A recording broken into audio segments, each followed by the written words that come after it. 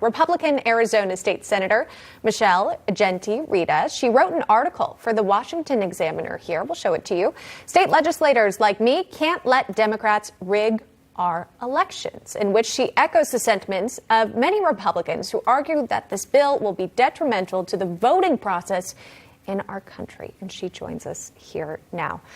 Great to see you today. Thank you for taking the time and maybe just answering some of our questions about what's really in H.R. 1. I think that's what a lot of people are focusing on. Of course, we've been following the legislation coming out of Georgia as well, so it's perfect timing to talk about this. I'll read some on your screen. States register voters based on databases, DMV, food stamps, mandates same-day online voter registration, limits state authority to remove voters from voter rolls here. Also, this replaces state legislature redistricting with independent commissions, allows pre-registration collection of names from 16 to 17-year-olds, does not introduce any form of photo ID. Tell me about what stands out to you and what you believe is potentially most concerning about this legislation. Right. Well, of course, this piece of legislation is deceptively called For the People Act. It's really the Get Democrats reelected in 2022 Act. And what this is Democrats going into the junk drawer of failed ideas and policies that can't pass at the state level, putting them all together, bundling them in an omnibus package, and trying to force them down the throats of voters all across this country. They don't trust voters. Now, you've got to remember, there's voter rights and there's voter responsibilities. And voters need to be responsible for getting informed and for voting. And we don't need to centralize our elections in Washington, probably one of the most dysfunctional places in the country right now. What's concerning is, like I said, many of the policies they're proposing, at least for Arizona, we've rejected.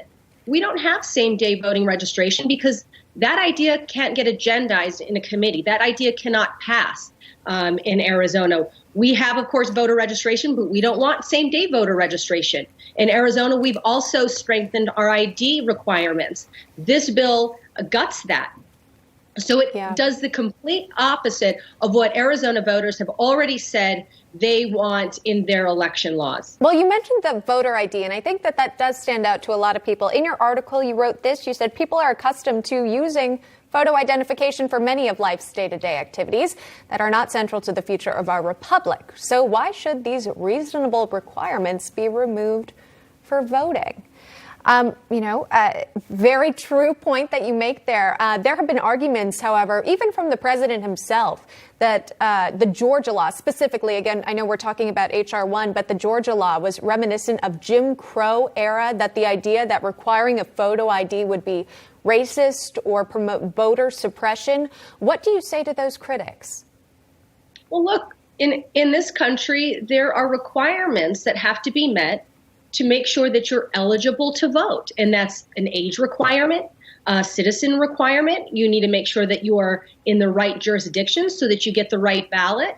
So how does a state make sure that voters have met those requirements? There has to be laws on the books that say to a voter, you have to prove, you are who you say you are. You have met these eligibility requirements. This is nothing more than rhetoric and scare tactics by the Democrats because, frankly, they don't trust the American voter. What they're selling the people for 2022 of closed economies and open borders is not going to go well. That's not aligned with American priorities. And instead of changing their message, they want to change how Americans vote by centralizing it in Washington. Okay, so we've really sort of laid this out. For more on this conversation, stand by if you don't mind, Michelle. I want to bring in our panelists also to react.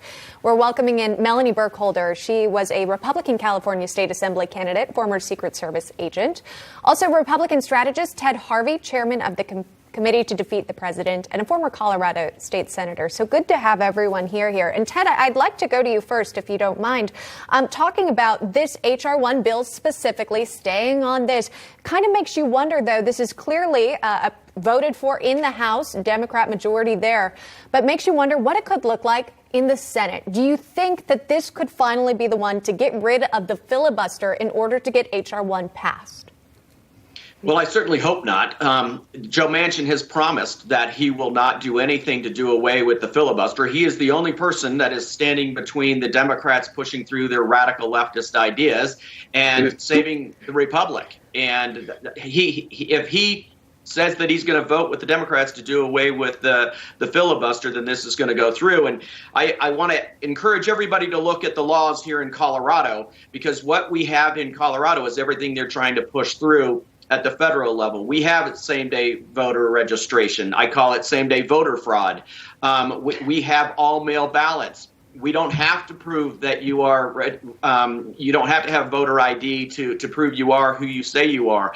Everything that we have in Colorado is what they're putting in this. And Colorado has gone from when I first got in the legislature in 2002 as a Republican House, Republican Senate, and Republican governor, to the Democrats control every single statewide office and control both chambers of the legislature now. Looks like, okay, this federal legislation would somewhat mimic the Colorado legislation as opposed to what we're seeing coming out of Georgia. And Melanie, it does make you wonder, what's the right approach here? Should you leave up these elections to state officials, or should it be decided federally? Of course, we know constitutionally that's not the case, but what direction are we headed?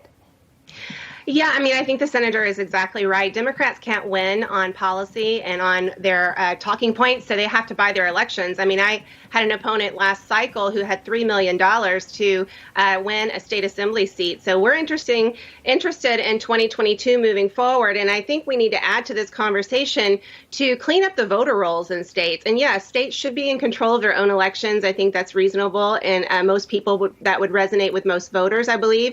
But voter rolls need to be cleaned up because we don't have voter identification and mail-in ballots. We have tons of people on the voter rolls here in California who actually aren't eligible to vote, many of whom have already passed away. So that's an area of focus where you talk about election integrity and those types of issues. We really need to focus on that, as well as not letting Democrats buy elections.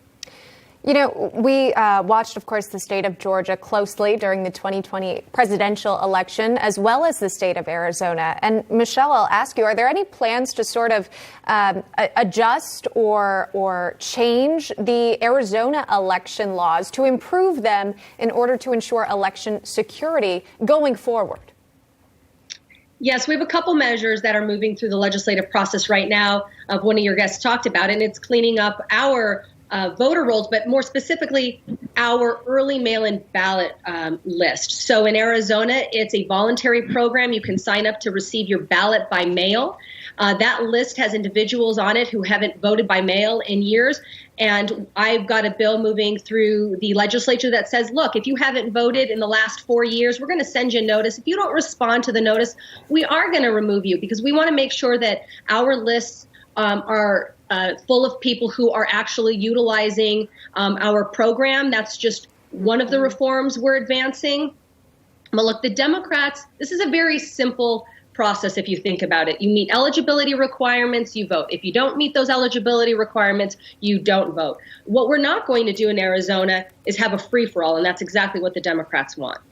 You'll have to keep us updated on what's happening in Arizona specifically. That's Michelle Ugenti-Rita joining us live. Thank you very much.